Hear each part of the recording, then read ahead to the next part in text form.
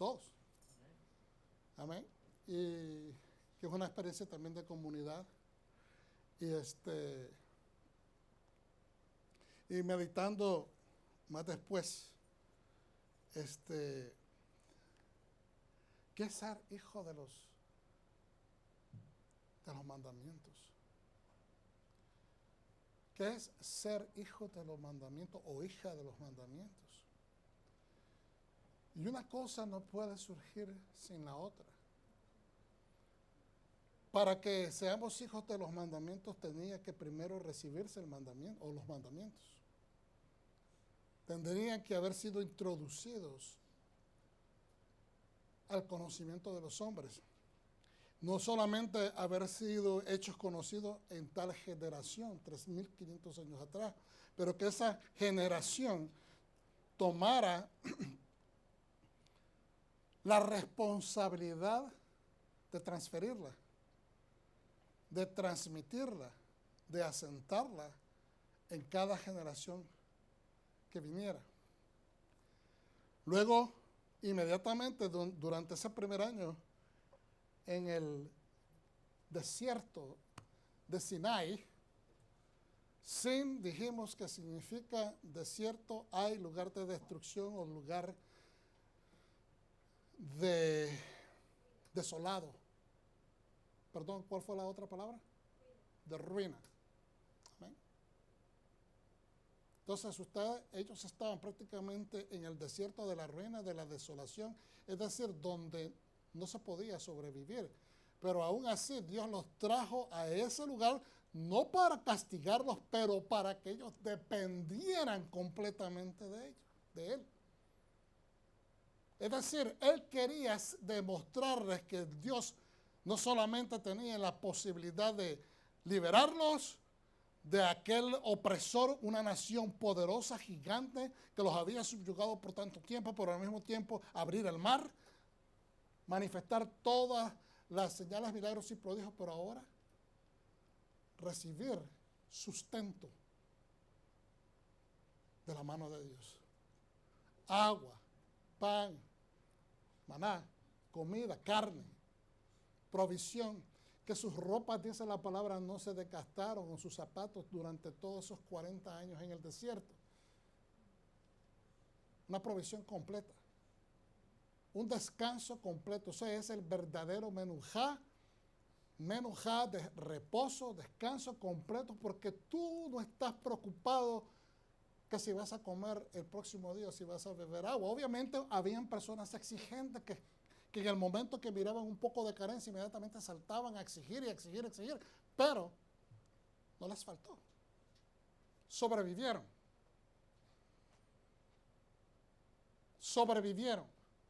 Entonces, esos mandamientos son entonces la estructura espiritual de la cual el pueblo se sostiene, porque sin ese cumplimiento de mandamientos que al principio estaban rompiendo con tradiciones o malas costumbres que habían adquirido en Egipto, ya sea porque adoptaron ellos una cultura pagana o porque fueron forzados a través de las cadenas del esclavismo, que rompieron toda su imagen interior, porque para ser un esclavo tienen que hacer eso, tienen que romper tu imagen interior. Entonces ahora Dios les está enseñando que son hijos adoptivos del Dios del universo, que pueden depender de Él, y es más, no solamente puedes depender de mí, sino de que yo te voy a proveer en el lugar que los seres humanos consideran el lugar de la muerte, el lugar de la desolación, el lugar de la ruina, el lugar más caliente, donde no crece absolutamente nada. Entonces, pastor, que está diciendo que los 10 mandamientos y el resto de los 613 mandamientos, que ellos son instruidos a través de esos años a venir de la Torá, pasan a ser la armazón, la estructura interna de una nación que se está levantando. No sé si me están siguiendo, Para poder armar el Mishkan hay que crear toda esta armazón. Pero para crear la nación que Dios ha soñado crear, también ellos tienen que utilizar ciertos implementos que los paren, ciertos implementos que los levanten, ciertos implementos que les hagan ver la luz de cómo deben de caminar. Es decir, que puedan ver el propósito para el cual ellos fueron sacados de la esclavitud. Esos son los mandamientos. Porque sin los mandamientos, esa nación vuelve a caer. Sin los mandamientos no hay basas espirituales, palos espirituales, varas espirituales.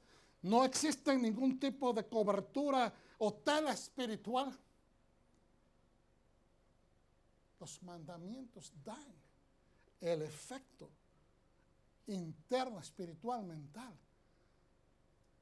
Porque usted es el Mishkan que Dios realmente ha querido construir desde un principio. El Mishkan que Dios ha querido construir es el nuestro, nuestra persona, nuestra vida, nuestra existencia. ¿Por qué? Porque Él quiere habitar en nosotros. Fíjense bien. ¿El Espíritu Santo está en nosotros, sí o no? En todos y cada uno de nosotros. Pero en el momento que usted peca, en el momento que usted le da la espalda al Señor, aquí está el Señor, y yo le doy la espalda, caminando opuesto a la voluntad de Él. El Espíritu Santo sigue en usted, pero se recluye, o quizás sale, no lo sé.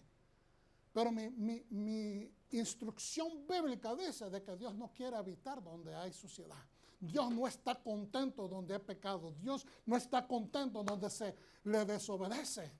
Especialmente conociendo el bien y no lo haces, es una rebelión. Podemos caer por tentación y eso es cierto.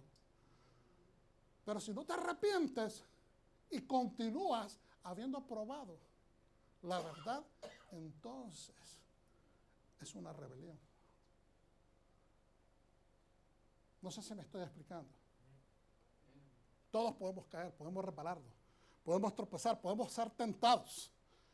Pero si después de haber hecho no nos arrepentimos y como que le agarramos el gusto y volvemos a ir para atrás, habiendo conocido lo que ya conocemos, se vuelve una rebelión, es una soberbia, es una treason, es una traición a la corona. Es una traición a la corona. Y la traición a la corona es ¿qué? Es muerte. La traición a la corona es muerte. Entonces, por eso es tan importante que entendamos los mandamientos. Ser hijo o hija de los mandamientos conlleva que te sumerjas en ellos, que te envuelvas en ellos, que los practiques para que pasen a ser segunda y primera naturaleza en tu vida. Yo digo segunda primero porque al principio tu mente lucha, porque hay una parte en tu mente, en tu identidad que habla del placer, y no me estoy refiriendo a la morbosidad de los placeres, no me refiero a eso, me estoy refiriendo al placer de estar en tu punto donde estás contento, estar en el punto donde estás complaciente, estar en el punto donde sientes que nadie te está hincando, donde nadie te está empujando, donde no se te está exigiendo patrones de tiempo, patrones de citatorios o citas, que puedes dejarlo cuando lo desees, cuando quieras, es decir, voluntariamente. Porque el voluntario no tiene que dar cuenta, el voluntario simplemente dice, ¿sabes qué? Hasta que se acabó me voy. Pero cuando una persona está envuelta directamente con los mandamientos, sabe que hay una demanda de parte de Dios, y esa demanda es jurídica, tiene legalidad, y nosotros tenemos que empezar a depurar. Vuélvame a ver aquí, pueblo de Dios. Nos enseñaron tanto, nos taladraron tanto, nos esculpieron tanto de que la ley, legalista, y son legalistas, que aunque digamos que lo hemos sacado, todavía no lo hemos sacado por completo. Porque tenemos que entender que la Biblia es un documento legal. No la cumples, estás en infracción. No la quieres, estás en desacato. No la procuras, vas a caer en el hueco. Yo no quiero estar arriba de la ley creyéndome que yo puedo hacer lo que me da la gana. Eso es creerse estar arriba de la ley. Yo no quiero estar debajo de la ley porque eso significa que estoy en desobediencia con el Dios que me creó, el Dios que me salvó, el Dios que me ha dado una nueva oportunidad. No, yo quiero estar en la ley porque un ciudadano se mantiene en la ley. Y de esa manera no está pasándose arriba en estructuras o posiciones que no le corresponden, ni tampoco está siendo negligente con lo que Dios le ha dado, y por lo tanto no pasa a ser víctima de la maldición de la ley, porque esa es la meta del desobediente. Esa es la meta del desobediente, que la ley le caiga encima y las rejas se les pongan enfrente. El criminal va para la cárcel, pero el pecador va para el infierno.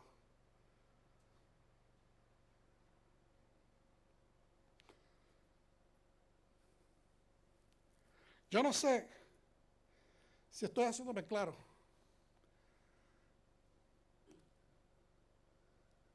La Biblia es un documento legal. Tenemos que aceptarlo como lo que es.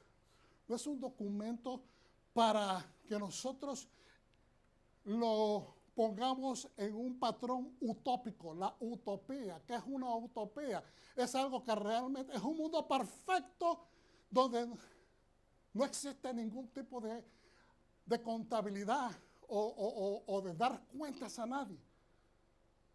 No existe. Todos tenemos que dar cuenta en cualquier ámbito de vida que nosotros entremos, ya sea en tu casa, ya sea en tu matrimonio, ya sea a tus padres, ya sea a tu escuela, ya sea a la iglesia, ya sea a tu congregación, a la organización, a tu trabajo, en todo aspecto. Estás en la calle, si cometes faltas vas a dar cuenta también a la policía.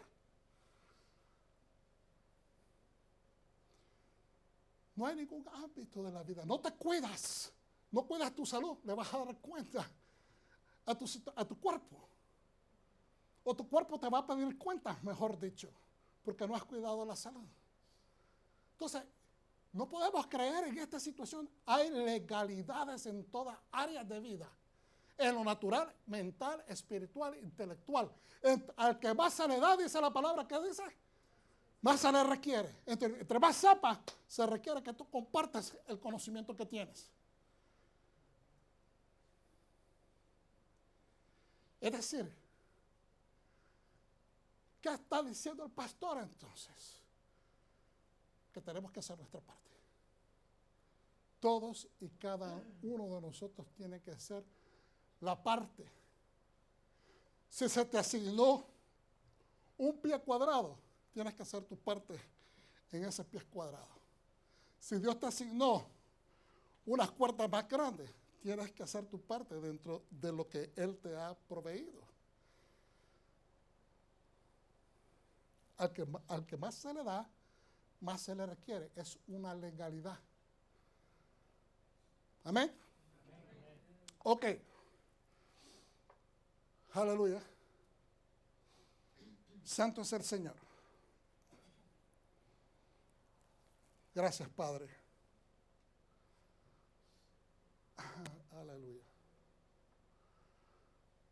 Peco de cuentas o inventario. Nosotros tenemos que hacer un inventario interno. Tenemos que hacer un inventario mental. Tenemos que hacer un inventario de acciones. Tenemos que hacer cuentas, calculaciones. La semana pasada estudiamos y vimos que habían recaudadores asignados para recoger, organizar, clasificar, ¿verdad? Cada cosa que se recibía. ¿Para qué?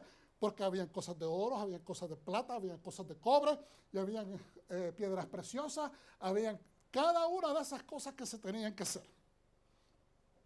Ok. Hoy no vamos a hablar acerca de las vestimentas porque el año pasado hicimos bastante hincapié en eso, pero lo vamos a hablar este miércoles porque hay tanto detalle.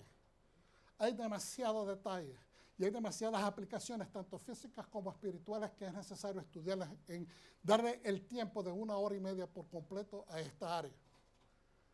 O cuidado más, no sé, no creo que 1 hora y media también lo podamos cubrir, pero vamos a ir a Éxodo 38, 21 al 31. Éxodo 38, 21 al 31. Estas son las cuentas del tabernáculo. Estas son las cuentas del tabernáculo. Y nuevamente enfatiza, del tabernáculo del testimonio. Tiene una aplicación interesante con los que los sabios, Hazal, los sabios de bendita memoria, nos enseñan en referencia por qué la Torá ve la necesidad de explicarnos y exponernos, ¿verdad?, de que es el tabernáculo y el tabernáculo del testimonio. Lo que fue contado por orden de Moisés, por mano de Itamar, fue contado, dice, por orden de Moisés, por mano de Itamar, hijo de Aarón, sacerdote para el ministerio de los levitas. Y Bezalel, que significa en la sombra o bajo la protección de él, y no es de él como él, la persona, ¿verdad?, sino que él significa Dios, hijo de Uri, hijo de Ur, de la tribu de Judá, hizo todas las cosas que el Señor mandó a Moisés. Y con él estaba Aholiab, que significa bajo la tienda o bajo la azúcar del padre, hijo de Ahisamac, de la tribu de Dan, maestro, ingeniero y recamador en cardeno y púrpura y carmesí y lino fino. Era un hombre que era un diseñador. Todo el oro empleado en la obra, en toda la obra del santuario, todo el oro empleado en la obra, y vuelve y reenfatiza, en toda la obra del santuario, el cual fue oro de ofrenda, fue 29 talentos y 730 ciclos según el ciclo del santuario. Ese es un peso diferente, es un peso de mayor envergadura, de más cantidad. Cada vez que usted dice según el ciclo del santuario, es en una cantidad mayor. Y la plata de los contados de la congregación fue 100 talentos y 1775 ciclos según el ciclo del santuario. Medio por cabeza, medio ciclo por cabeza, medio ciclo. Según el ciclo del santuario, a todos los que pasaron por cuenta de edad de 20 años para arriba, que fueron 603.550. 603.550. Y los 100 talentos de plata fueron para hacer de fundición las basas del santuario y las basas del velo. En 100 basas, 100 talentos. A talento por basa. Es decir, cada basa que se hacía era un talento. Se requería un talento para hacer una basa. Y de 2.775 ciclos hizo los capiteles, la parte de arriba de las columnas, y recubrió sus cabezas y las ciñó. Y el bronce de la ofrenda fue 70 talentos y 2.400 ciclos. Imagínense estar recaudando esta cantidad de cosas y uno dice, ¿de dónde sacaron estas personas tanta cantidad? Ya nosotros hablamos, no sé si lo hablamos la vez pasada, obviamente, ellos trajeron todas estas riquezas de lo que les fue donado, de lo que les fue extendido de los egipcios. Pero también hay personas historiadores que dicen que posiblemente cuando los judíos fueron informados que se les iba a confiscar y que ellos iban a hacer, ¿verdad? En esos tiempos no se mandaban textos o no se mandaban cartas para notificar. Dice el faraón que hoy día ustedes pasan a ser esclavos. Obviamente esas formalidades no existían, Pero cuando ellos empezaron a ver que iban a ser esclavizados o que les iban a confiscar, empezaron a esconder muchas de sus cosas. Eso son ciertas conjeturas que sacan los historiadores, que posiblemente por eso es que miramos gran cantidad. Lo otro es que miramos en uno de los estudios anteriores, hace como 6 semanas atrás, o posiblemente más, de que cuando Dios le dice a Moisés, regrésate a Sucot, es porque Sucot era donde estaba el tesoro o la tesorería de Egipto, y posiblemente eso también justifica el hecho de que ellos llevan tanta cantidad de cosas preciosas. Ahora, verso 30, del cual hizo las bases de la puerta del tabernáculo del testimonio y el altar de bronce y el enrejado de bronce y todos los vasos del altar. Y las bases del atrio alrededor y las bases de la puerta del atrio y todas las estacas del tabernáculo y todas las estacas del atrio alrededor. Amén. Es bastante información y muchas cosas son repetidas. Pero esto es lo importante. Aleluya. Esto es lo importante. No se pudo hacer sin hacer cuentas, porque tenemos totales que nos dejan saber en la cantidad con la cual esto, lo que se amontonó, nos deja saber también, como lo pudimos ver, de que fue por orden, obviamente, Moisés. ¿Qué quiere decir? Los sabios dicen de que Moisés no estuvo directamente envuelto en el proceso de conteo, no estuvo directo en el proceso de separación ni de recaudación. Él dio la orden, porque lo que él se estaba encargado de hacer era de inspeccionar de que todo se estuviera haciendo de acuerdo al diseño que se le fue enseñado. De la misma manera, Hazal dice, los sabios de bendita memoria dicen, de que cuando se le dio la orden a Bezalel, él le dijo, esto es como se vio, esto es, posiblemente él haya hecho algunos croquis, algunos dibujos, específicamente enseñándolo para que el diseñador entendiera qué es lo que tenía que seguir. Pero acuérdense que a Bezalel se le dio un don específico, porque la palabra registra que Dios dijo, yo le voy a dar más de mi espíritu, sabiduría a ellos, para que incremente. ¿Por qué? Porque ellos no solamente van a hacer una obra maestra, pero están haciendo una obra celestial. Están copiando las imágenes que se le fue dado a Moisés, que es de acuerdo, dice la palabra, al tabernáculo celestial. Por lo tanto, tenía que ser algo que fuera inspirado espiritualmente. Ahora, aquí tenemos unos cálculos aproximados. Les voy a decir, yo no hice estos cálculos, sino que los encontré como parte de información en la investigación.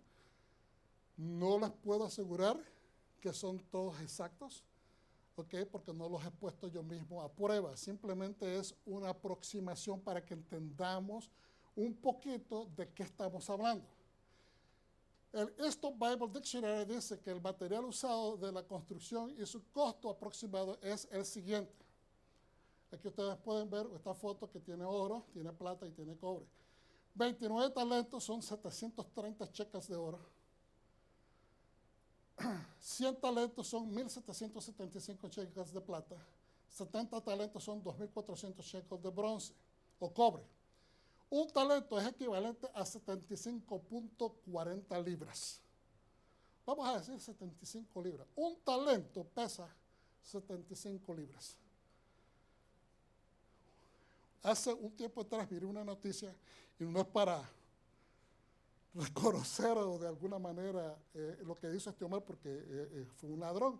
Fue un señor que estaban sacando unos de estos guardas que cuidan estos camiones blindados, están sacando dinero y lo están llevando para un banco y dejan sin guardia. Esto sucedió en Nueva York, que es verdadero, es una noticia que dio vuelta al mundo. Y este señor, que es un asiático, no se sabe de dónde, miró eso, volvió a ver así, inmediatamente agarró las 2 bolsas o una bolsa, no me acuerdo, pero pesaban creo que como alrededor de 80 libras. Y él salió caminando y hasta es la hora y nunca lo han agarrado. Ese pudo haber llevado no sé cuántos miles de dólares en esa bolsa, llena de billetes, sin marcar. Entonces, lo que le estoy diciendo es que, ¿por qué estoy haciendo ese comentario? Porque llevar 75 libras toma peso. Es para que usted se imagine, 20 libras de arroz cuando usted vaya a hacer la compra en el supermercado pesa. Entonces estamos hablando de 75 libras. ¿Okay? Un shekel es equivalente a 0.025 libras. Podemos hacer hasta cierto punto pues una moneda, ¿no? Lo que sería equivalente a los siguientes valores: 2.204 o 2.205 libras de oro, 7.584 de plata, 5.338 libras de cobre. ¿Por qué tenemos que estudiar esto nosotros aquí en la Biblia? ¿Por qué tenemos que estudiar estas cosas acá en la Quejilá? Porque tenemos que entender de lo que estamos hablando. Porque entonces nosotros tenemos una envergadura, podemos ponerle en la mano, podemos hacerle ver a la persona cuánto ha costado llevar a cabo este libro. Porque este libro nos relata lo que está sucediendo. Pero este libro no se puede escribir si esto no sucede. ¿Estamos entendiendo?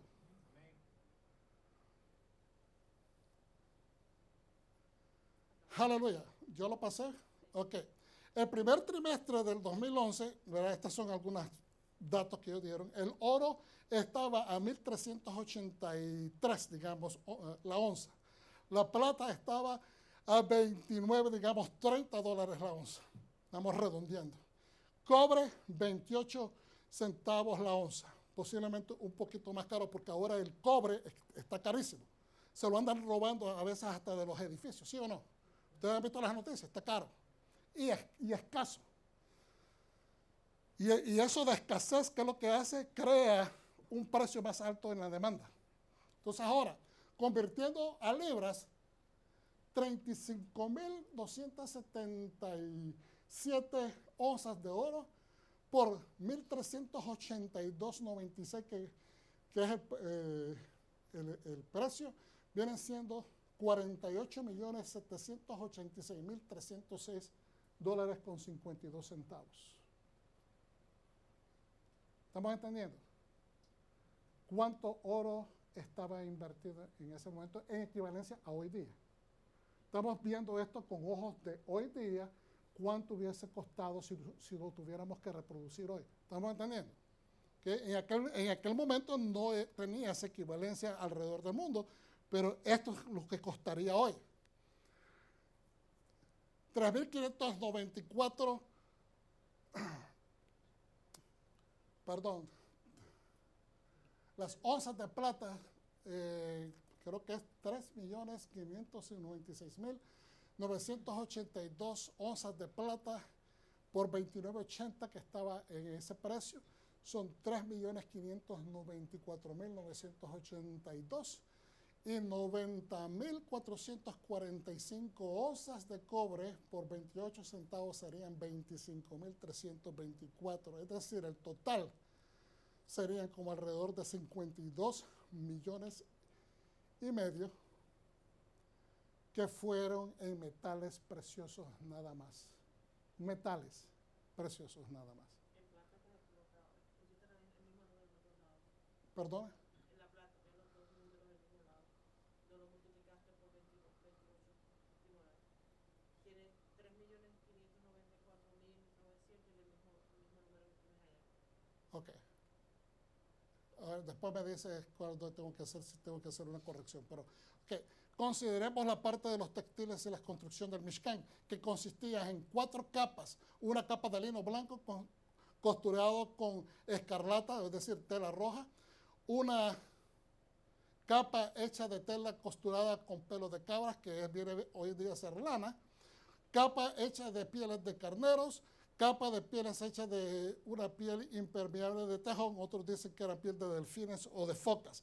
Y se nos hacía difícil entender de dónde sacaban ellos esto de focas o delfines, pero obviamente el delta creo que lo dije una vez, me perdonan si lo vuelvo a repetir, el delta del Nilo es gigantesco. ¿Okay? Cuando entras a las aguas del mar Mediterráneo y hacen esa entrada con manera de embudo, que es un delta del Nilo, pues a veces los animales de agua dulce de agua salada como los manatí, los delfines, las focas entran temporariamente a los esteros y vuelven a salir, ¿verdad? Porque a veces andan buscando comida, porque hay ciertos peces que migran y se meten por esos lados, entonces son lugares bien aptos para estos tipos de animales comer peces fácilmente en esas áreas. Entonces posiblemente ellos traían de Egipto también esas pieles, no es que las consiguieron en el desierto, así es de que se debaten los eruditos en que si eran de tejones o si eran de delfines o de focas. El tabernáculo era de 45 pies de largo, 15 pies de ancho, 15 pies de alto, lo cual nos da un total de 675 pies cuadrados. Se duplica, para ir rapidito, 1.350 pies y después se hacen las conversiones, hermanos. Nos dan, por ejemplo, acá, para ir rápido, más o menos se hacen $55 a la yarda hoy en día, 60 pulgadas a 367 pies cuadrados equivale a 4.954. Esto es nada más en lino. El precio actual de la lana está a $9 en bruto, y cuando la venden las telas, dependiendo qué tipo de telas o estilos, 11, 19 y hasta $25 la yarda. Vamos a usar el término medio, $19 la yarda por 1.350 pies cuadrados, son 25.650. Y ahí vamos agregando toda esta información, sabiendo de que algunos de estos pieles de animales como del badger o tejón, la piel de manatí, la piel de delfín, todas estas cosas son ilegales hoy en día, pero serían más o menos en precios $222.196, etcétera, etcétera. La madera acacia se vende por $5.24 el pie, vendrían siendo como $5.000 en madera nada más, y así sucesivamente seguimos, que el proyecto, el diseño de construcción, el trabajo de 7 meses serían en diseño 3 millones, y el total de toda la construcción, con todos los implementos, todas las ropas, vienen siendo como alrededor de $57 millones para el tabernáculo de reunión nada más. Estamos hablando del tabernáculo de reunión, estamos hablando del templo del rey Salomón. Primera de Reyes 7:51. Aleluya. Vamos a leer. Ustedes, si quieren, no quiero dar todo el tiempo a la espalda, pero así se completó toda la obra que dispuso hacer el rey Salomón para la casa del Señor, y trajo Salomón lo que David su padre había dedicado. Es a saber, plata, oro y vasos, y los puso todo en guarda en la tesorería de la casa del Señor, en la tesorería del templo. Entonces juntó Salomón los ancianos de Israel, juntó Salomón a los ancianos, los líderes, a todas las cabezas de tribu, a todos los jefes de tribu, a los príncipes de la familia de los hijos de Israel, es decir, la gente importante. El rey Salomón en Jerusalén para traer el arca del pacto del Señor de la ciudad de David, que es en Sión. Y se juntaron al rey Salomón todos los varones de Israel en el mes de Etanim, que es el mes séptimo, en el día solemne. Y vinieron todos los ancianos de Israel, y los sacerdotes tomaron el arca y llevaron el arca del Señor y el tabernáculo del testimonio y todos los vasos sagrados que estaban en el tabernáculo, lo cual llevaban los sacerdotes y levitas.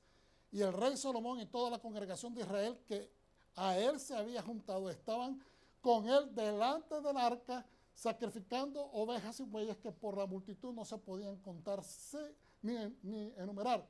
Y los sacerdotes metieron el arca del pacto del Señor en su lugar, en el oráculo de la casa, en el lugar santísimo, debajo de las alas de los querubines. Bendito sea el Señor. ¿Qué estamos diciendo? Si nosotros vamos usted hace un estudio de el libro de Primera de Reyes en referencia a la parte que le corresponde a la vida de Salomón, usted se va a dar cuenta de la cantidad, no solamente de materiales, la cantidad de riquezas, la cantidad de trabajo, de unidades, personas que trabajaron ahí, y también todos los lujos que se le adjudicaron. Y nosotros a veces nos preguntamos, ¿por qué había tanta necesidad de hacer tanta grandeza? Estaba tratando Salomón de establecer un nombre, estaba tratando Salomón de establecer una fama, estaba tratando Salomón de ser reconocido de alguna manera. No.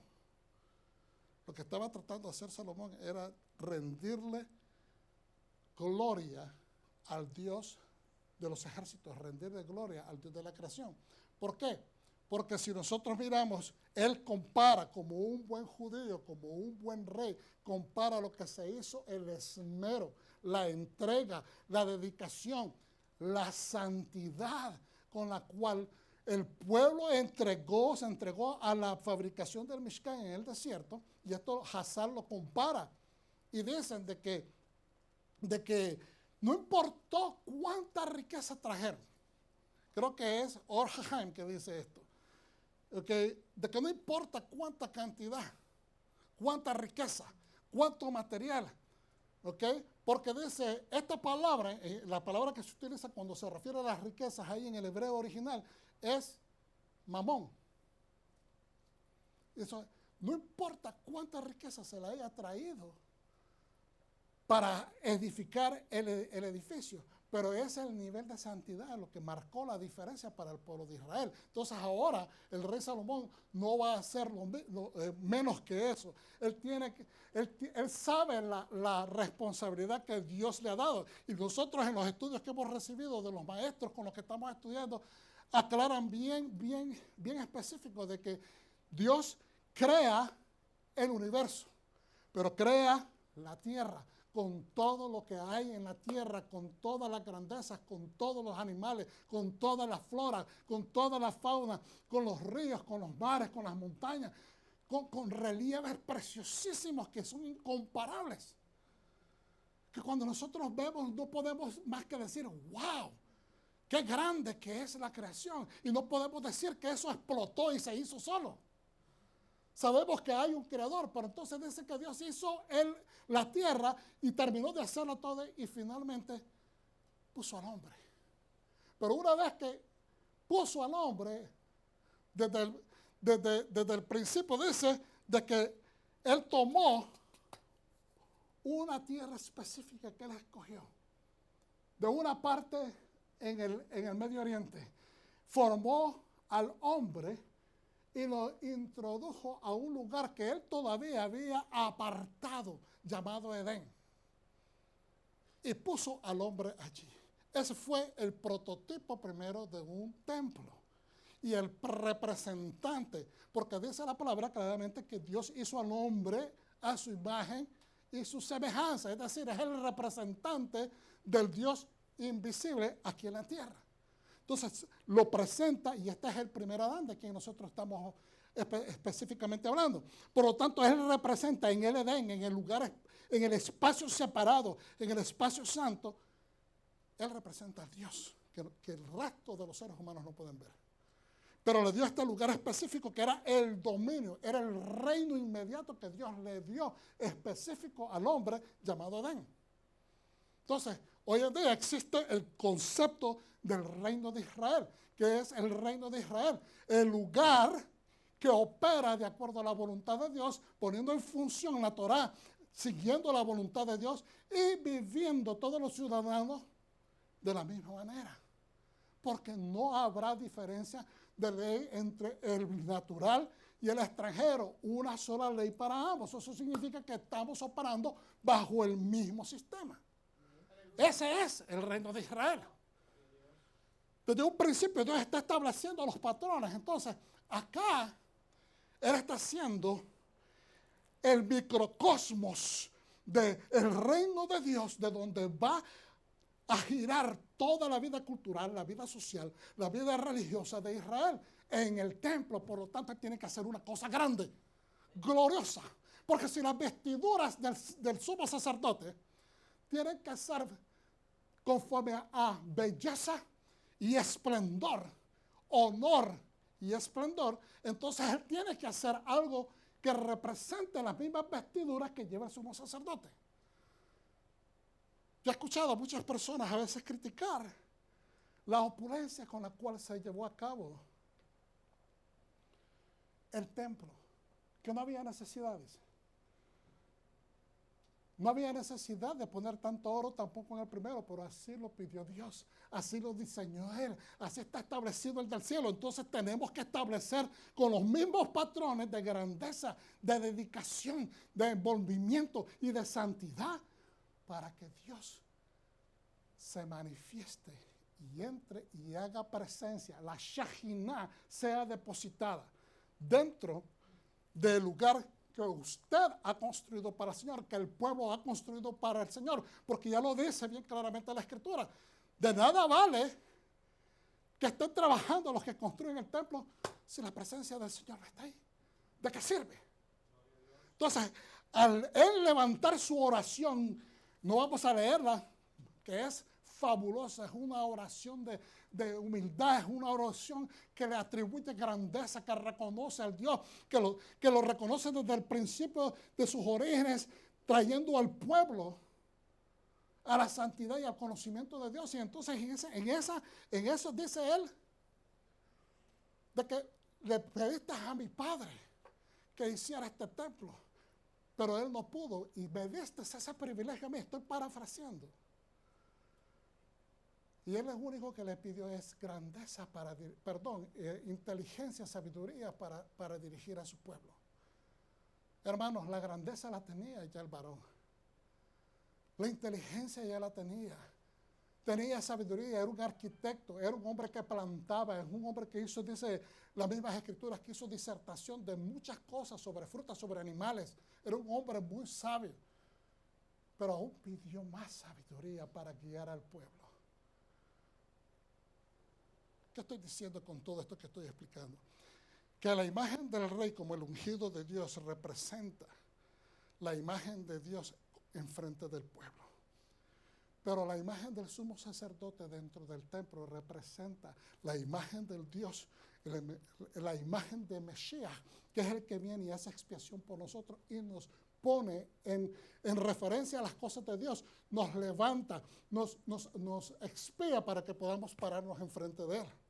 Los dos representan 2/3 partes de lo que es el carácter o las 3 unciones del Señor. Acuérdense que es rey, que es el sumo sacerdote y que también es profeta. Por eso estaban representadas en la cabeza de los 3 hijos de Leví. Los 3 descendientes de Leví, que son Moisés, el que hacía punto de rey, es Aarón, el que hacía punto de sacerdocio, y su hermana, la profetisa. Ahí se cumplía, estaba el cumplimiento de las 3 unciones de la cabeza del Mesías. Entonces el rey no estaba simplemente haciendo algo grande porque quería agarrar fama, sino que él quería representar bien al Dios del universo aquí en la tierra. Amén. Aleluya. Dice ahora en el 7º, porque los querubines tenían extendidas las alas sobre el lugar del arca y así cubrían los querubines el arca y sus varas por encima.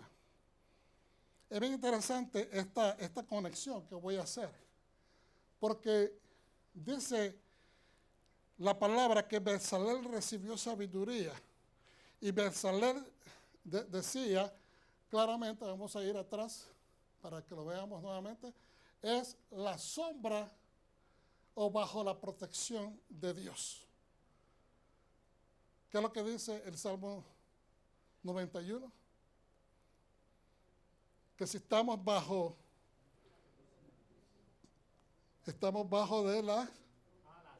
del omnipotente, ¿verdad? Entonces, o la sombra del omnipotente. Entonces, Bezalel fue, en otras palabras, cubierto.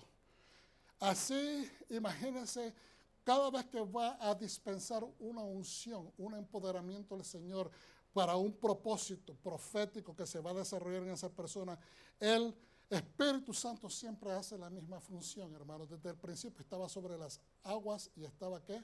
Flotando. Dice en inglés, estaba aleteando sobre las aguas. Cuando vino sobre María, Miriam, la mamá de Yeshua, dijo que vino y se posó sobre ella. Cuando vino sobre Yeshua, dice que bajó y se posó sobre él y se quedó en él. Es decir, el Espíritu Santo siempre está haciendo una función bien clara a través de las Escrituras, que nosotros sabemos cuando Él está depositando una unción, un empoderamiento para algo específico que Dios va a hacer. Y acá nos dice de que Él vino y hizo sombra, dándole la capacitación, la protección de Él. ¿Para qué? Para que Él pudiera hacer los enseres del lugar santísimo, o del lugar santo y del lugar santísimo. Entonces ahora, bajo la tienda del azúcar del Padre, que es Aholiab, ¿verdad? Entonces hago esta conexión, lo que estoy tratando de que ustedes vean, estas cosas que son bien particulares, porque los querubines tenían extendidas las alas sobre el lugar del arca, y se cubrían los querubines el arca y sus varas por encima.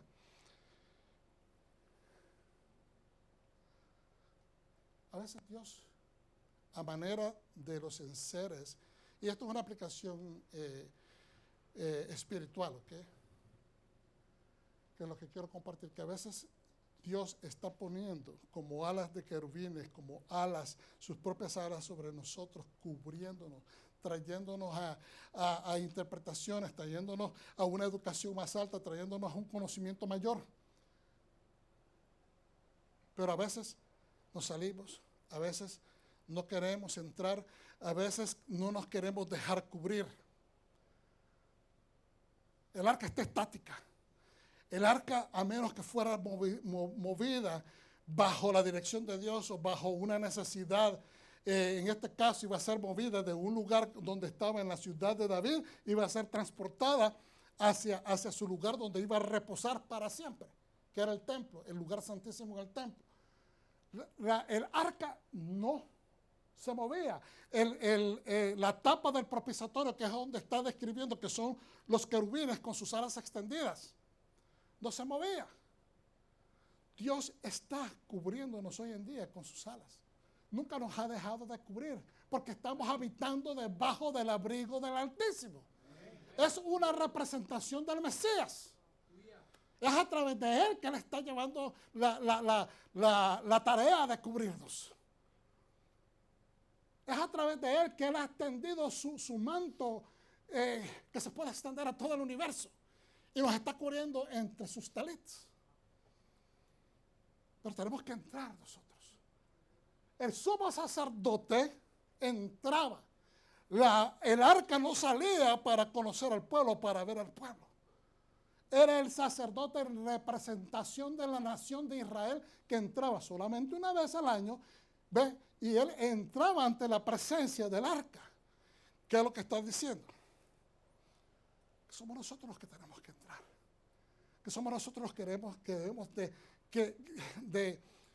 de someter nuestra voluntad. Somos nosotros los que tenemos que dedicar nuestra kedushá. Somos nosotros los que tenemos que ponernos a trabajar, hacer nuestra parte, hacer tu parte, hacer lo que te corresponde, hacer aquello que tú sabes que se te va a pedir cuentas. E hicieron salir las varas de las cabezas de las varas, se dejaba ver desde el lugar santo delante del oráculo, mas no se veían delante, fuera, y así se quedaron hasta hoy. Es bien interesante, no sé si usted lo encuentra interesante, que se podía ver. No sé si el pueblo estaba pudiendo ver en este momento que están introduciendo el arca a su lugar donde lo van a dejar, en el templo. Pero aquí la escritura está estableciendo, voy a investigar más adelante un poquito más acerca de esto, porque me llamó la atención. Nunca me había detenido a poner atención a esto. Dice que se veía desde el lugar santo, vuélvelo y lea. E hicieron salir las varas, que las cabezas de las varas se dejaban ver desde el lugar santo, desde la parte de afuera, en el lugar santo, todavía no en el atrio afuera, en el patio, sino en el lugar santo hacia el lugar santísimo. Delante del oráculo, mas no se veían desde afuera. Y así se quedaron hasta hoy. ¿Okay? En el arca ninguna cosa había además de las 2 tablas de piedra. Ninguna cosa había además de las 2 tablas. Yo me encontré algo acá en el libro, en este Humash, que dice que realmente desde ese momento, y me pareció bien extraño, no estaban las tablas de la ley. Ya cuando se estableció el arca en ese lugar, no estaban las tablas de la ley, dice que este Humash. Yo no voy a contradecir lo que los sabios dicen, ¿verdad? Pero voy a investigar más, porque es importante que cuando encontremos esto, porque la palabra describe de que lo único que estaba, no estaba la vara de Aarón, ni tampoco estaba el instrumento o el recipiente donde estaba el maná, que esas 3 cosas tenían que estar adentro del arca. Pero sí da testimonio en la Escritura. En el arca ninguna cosa había, además de las 2 tablas de piedras que había allí puesto Moisés en Horeb, cuando el Señor cortó un pacto con los hijos de Israel, cuando salieron de la tierra de Egipto. Y cuando los sacerdotes salieron del lugar santo, la nube, Onán, llenó la casa del Señor. Y los sacerdotes no pudieron estar para ministrar por causa de la nube, porque la gloria del Señor había llenado la casa del Señor. Entonces dijo Salomón, el Señor ha dicho que Él habitaría en la oscuridad. Yo he edificado casa por morada para ti, asiento en que tú habitas para siempre, asiento en el cual tú habitas para siempre. Y volviendo el rey su rostro, bendijo a toda la congregación de Israel, y toda la congregación de Israel estaba en pie. Y dijo, bendito sea el Señor Dios de Israel, que habló de su boca a David mi padre, y con su mano lo he cumplido diciendo, desde el día en que saqué a mi pueblo Israel de Egipto, no he escogido ciudad de todas las tribus de Israel para edificar casa en la cual estuviera mi nombre, aunque escogí a David para que se presidiera en mi pueblo Israel. Vamos a dejarlo hasta ahí. ¿Qué es lo que estamos diciendo, hermano? A David se le entregó por lo que él hizo el derecho de establecer dinastía como soberanos en Israel.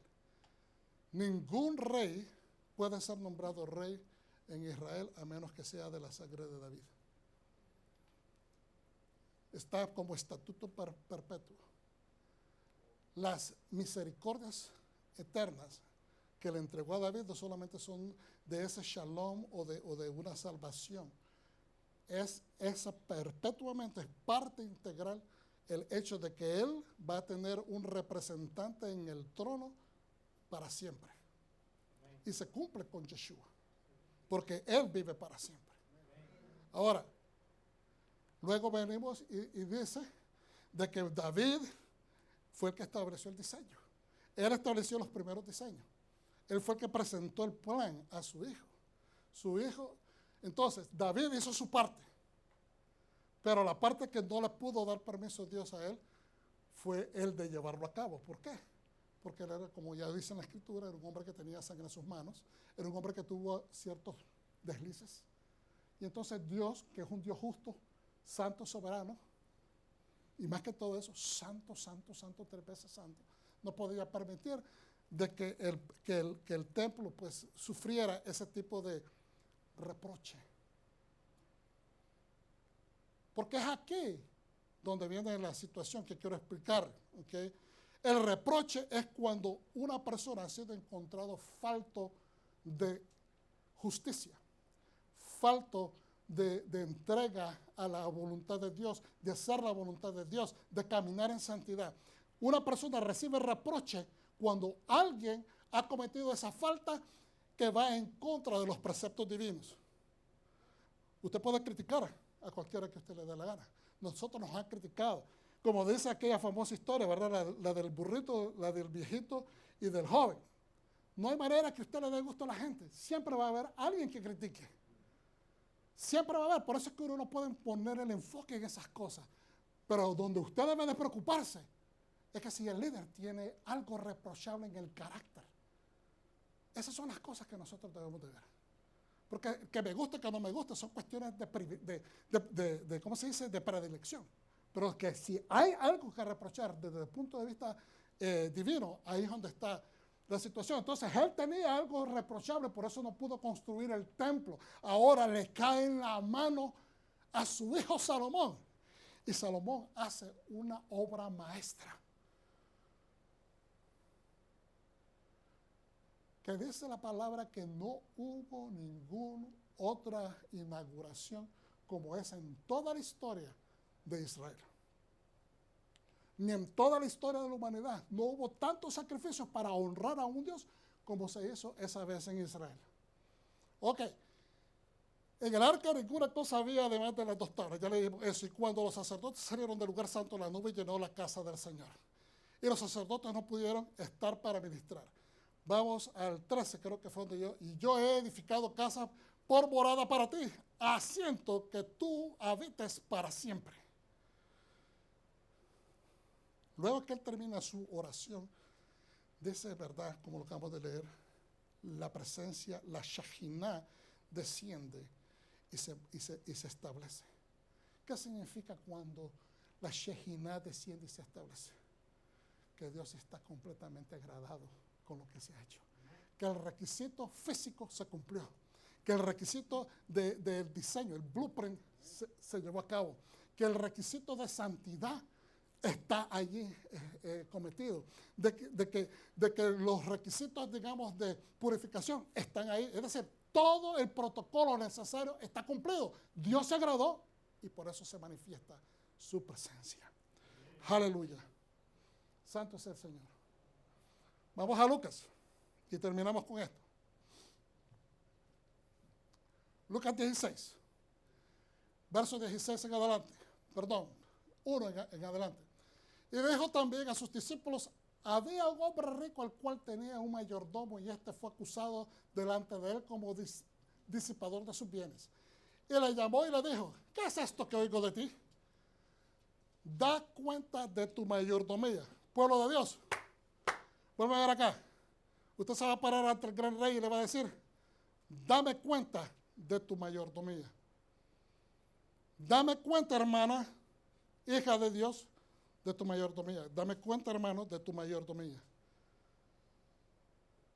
En ese momento es exactante, es demandante, porque él te la va a requerir y se la tienes que dar. Yo se la tengo que dar. Dice que toda palabra insensata que sale de nuestra boca va a ser juzgada, va a ser pasada por juicio, va a ser asesorada. Toda enseñanza sin ningún tipo de nivel espiritual o mentira que es proliferada de la boca de un maestro, se le va a saber, es mejor que no seas maestro, dice la palabra. Porque se va a pedir cuentas de eso. Y le llamó y le dijo, ¿qué es esto que oigo de ti? De acuerdo, da cuenta de tu mayordomía porque ya no podrás más ser mayordomo. Es decir, todavía él no ha dado la cuenta, todavía no se ha encontrado culpable porque él escuchó. Se le dio información a este señor, a este rey, a esta persona importante de que el mayordomo estaba siendo infiel. Pero quizás se le pasaron pruebas, no lo sabemos, pero ya él le dice, dame cuenta de tu mayordomía porque ya no, es decir, ya tomó el veredicto.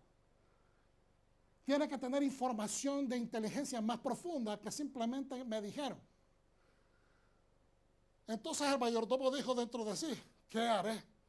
Que mi señor me quite la mayordomía. Cavar, no puedo. Mendigar, tengo vergüenza.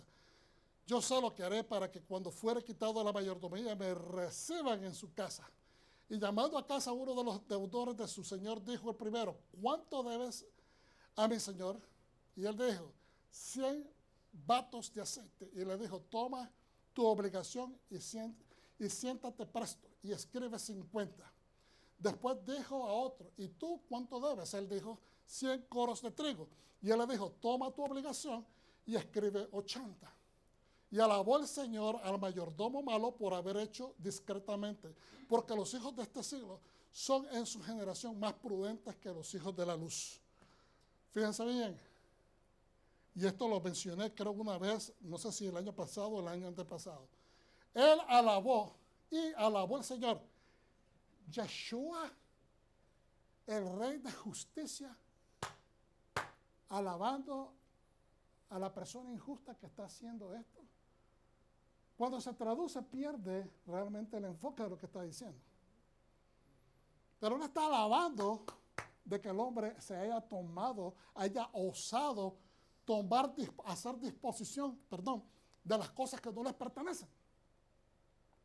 Lo que está diciendo él, lo que él está alabando es que como una persona injusta, lo que él está reconociendo es que él siendo una persona injusta, una persona que no tiene conocimiento de Dios, una persona que es del mundo, se toca el corazón para tratar de ayudar a otras personas haciéndoles favores. ¿Para qué? Obviamente, para que en reciprocidad, cuando él está en la calle, estas personas le devuelvan el favor. Entonces, lo que él está aplaudiendo no es la injusticia de él, sino que está reconociendo la sagacidad que él tiene para obrar en beneficio de otros y en beneficio de él. Por eso es que él dice lo último, porque los hijos de este siglo, los hijos de este mundo, son en su generación más prudentes que los hijos de la luz. La gente del mundo se hace favores y se ayuda, y a veces la gente en la iglesia, en la congregación, no quiere saber de los hermanos, no quiere ayudarse, se critican, se amonestan, ¿me entiendes? Son injustos unos con los otros, conociendo a Dios. Es a eso a lo que se refiere el Señor. ¿Qué sucede a este hombre en la otra parábola o la otra enseñanza? De que aquel hombre que es llamado a cuentas y le dice, págame lo que me debes, y es una millonada de dinero, no puede pagar, ¿verdad? Lo regañan, lo zarandean, pero después le dice, ten misericordia, por favor, le dijo, no te preocupes, se la perdona. Pero ahora él con esta mentalidad, imagínense, ¿qué voy a hacer? Me acaban de perdonar, en vez de estar alegre celebrando con todo el mundo que le perdonaron la deuda, se lleva nada más en su psiquis lo que le sucedió, el susto que se llevó, la psicología que le causó de que lo llamaron a cuenta. Y el primero que le debe a él, que le debe algunas migajas, lo sacude y le demanda que le pague.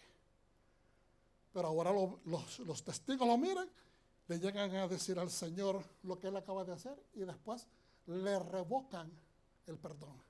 Y ahora él tiene que pagar o va a la cárcel. Recibió un beneficio.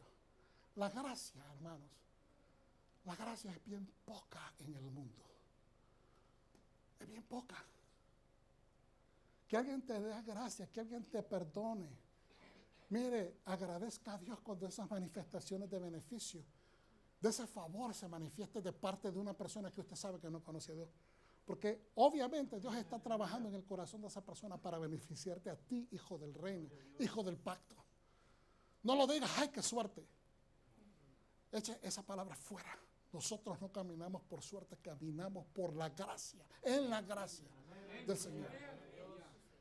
Y ahora, aquí miramos que este hombre es llamado a cuenta porque su obra que él estaba haciendo era una obra de injusticia. Estaba despilfarrando el dinero ajeno, estaba disipando las ganancias de su Señor. ¿Qué estamos haciendo con el tiempo? ¿Qué estamos haciendo cuando debemos de estar aprendiendo? Y lo voy a relacionar con eso que estábamos hablando tempranamente. ¿Qué estamos haciendo con el momento que debemos de estar tal vez instruyéndonos más? El conocimiento lo necesitamos adquirir porque los días son malos y se están acortando. La llegada del Señor está próxima. Una vez uno de los maestros con los cuales estudiamos me dice, lo escuché decir esto, y lo digo para ilustración de lo que estoy tratando de decir. Yo quiero aprender mucho acerca de cómo se manejaban las cosas en el templo, porque si Dios me lo permite, yo quisiera servir en el templo. Pero muchas personas se nos ha predicado desde que estábamos pequeños con esto de la prosperidad. de que yo soy un hijo del rey, que vamos a tener una mansión en el cielo, que esto y que lo otro, y que todos los beneficios, y que todas las riquezas, y que la puerta de mi casa también va a ser de metales especiales. Eso se nos enseñó. Tal vez deberíamos de estar pensando de que realmente no vamos para el cielo y que realmente regresamos a la tierra y que es aquí donde Dios va a dispensar las diferentes responsabilidades. Eso que habla tus galardones son posiciones, son estatus, son diferentes niveles de responsabilidad, no de riqueza. Responsabilidades. Autoridad. La Biblia habla mucho de autoridad, habla mucho de empoderamiento, no lo dice con esas palabras, pero sí habla de autoridad, capacidad de ejecución, capacidad de influencia, todas esas palabras las utiliza.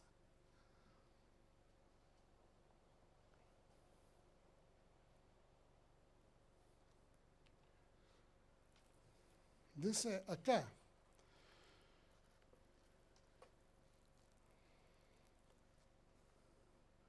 uno de los comentaristas de Ford nos dice, hermano,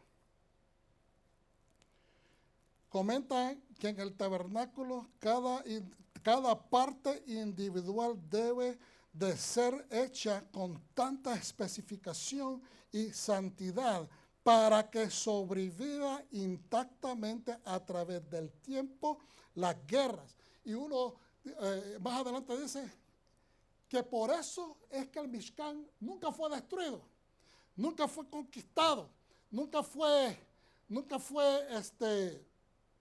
desbaratado o robado, hasta aquel entonces cuando el arca del pacto fue llevada, fue robada por los filisteos, pero nunca fue hecho de esa manera, atacado en el desierto, roto, destruido, looted, ¿cómo que se dice? Que hayan entrado a robar. Porque todas las cosas fueron hechas con esa dedicación, con esa entrega, mientras tanto que los otros dos templos fueron hechos, dice, por ejemplo, el que construyó Salomón, fue hecho por manos de hombres extranjeros.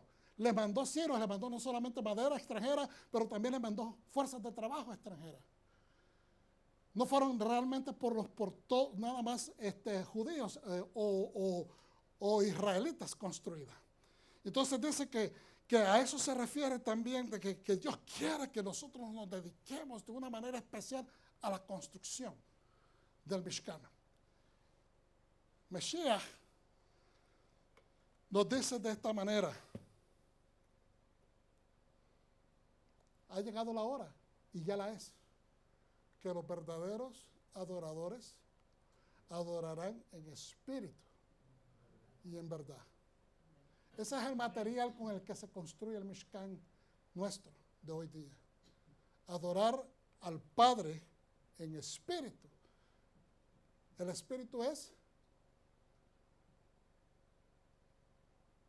el Espíritu Santo, el Ruach HaKodesh. Y la verdad es caminar en la santidad de la palabra, en la instrucción, en la Torah. Así que vamos a adorarle de esa manera, vamos a construir nuestro Mishkan. Y creo que ahí termina. Dice: yo os digo, haceos amigos con las riquezas de maldad para que cuando estas falten seáis recibidos en las moradas eternas. Haceos amigos con las riquezas de maldad. Suena medio negativo en esta versión. Y me cuestioné si la quería poner porque aparenta una controversia. Pero creo que es la manera como está construida la oración. Lo que está diciendo realmente es que cuando tengamos ganancias injustas, cuando tengamos ganancias deshonestas, que las compartamos. Y yo os digo, haced amigos con las riquezas de maldad, con las riquezas del mundo. Las riquezas del mundo, hermano, esto se queda acá, usted no se lo lleva. Todas las riquezas del mundo son las promotoras de maldad, no las riquezas en sí, pero el amor desmedido, el amor sin balance a estas cosas materiales son las que producen maldad en el hombre.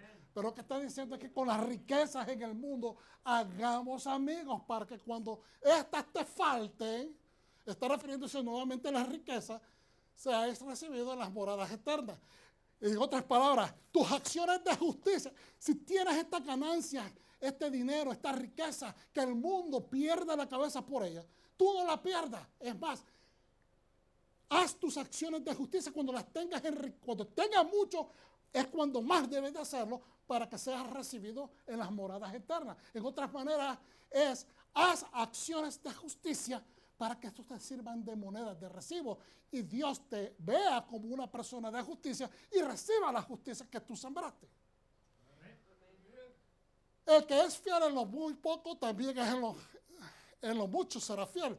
Y el que es muy poco fiel en lo injusto, también en lo más que es injusto. Pues si en las malas riquezas no fuiste fieles, ¿quién os confiará lo verdadero? Si hay gente que se les da responsabilidades y las rechaza. En el mundo hay personas trabajando en corporaciones millonarias, ganando, hermanos, ganando mucho dinero de 6 cifras. 500,000, 200,000 dólares y están robando. Y están haciendo cosas que no deben. El que es infiel en lo muy poco, también en lo más es fiel. Y el que es en lo muy poco injusto, también en lo mucho será injusto. Pues si en las malas riquezas no fuiste fieles, ¿quién os confiará lo verdadero? Y si en lo ajeno no fuisteis fieles, ¿quién os dará lo que es vuestro? Y si en lo ajeno no fuisteis fiel, ¿quién os dará lo que es vuestro? Si a alguien se le perdió algo, ya lo hemos hablado, usted lo recoge, lo guarda para que cuando esa persona llegue preguntando, usted se lo devuelve, para que eso le sirva de semilla. Cuando a usted se le pierda algo, la misma moneda va a venir hacia usted. Es bien claro lo que está diciendo la palabra. Lo que sembramos es lo que cosechamos. Ningún siervo puede servir a 2 señores, porque o aborrece al uno y amará al otro, o se allegará al uno y menospreciará al otro. No podéis servir a Dios y a la riqueza. Entonces, cada uno, hermano, debe hacer su parte. Cada uno, ¿cuál es nuestra parte? Individual. Cada uno nos actualiza la Torah. Todos tenemos que estar haciendo lo que dice la Torah. Ser justos, ser fieles, cumplir los mandamientos, tratarnos con honra, bondad, misericordia, amor. ¿Estás haciendo la parte tuya? Daremos cuenta de nuestra mayordomía.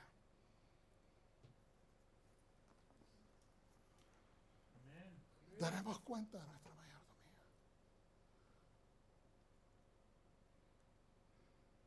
El Mishkan tiene muchas partes. Cada parte, dice el sabio, fueron hechas con amor, con diligencia, con exactitud, pero más que todo con santidad. Yo ruego a Dios y les pido que tomen esto no como un regaño, sino como una palabra de inspiración para empezarnos a ver por dentro. No es nada más de conocer y saber, es de vivir, es de aplicar, es de sembrar, de hacer actos de justicia. Se les ama, los recibes pueblo de Dios. Amén. Un aplauso para el Señor. Padre mío, te damos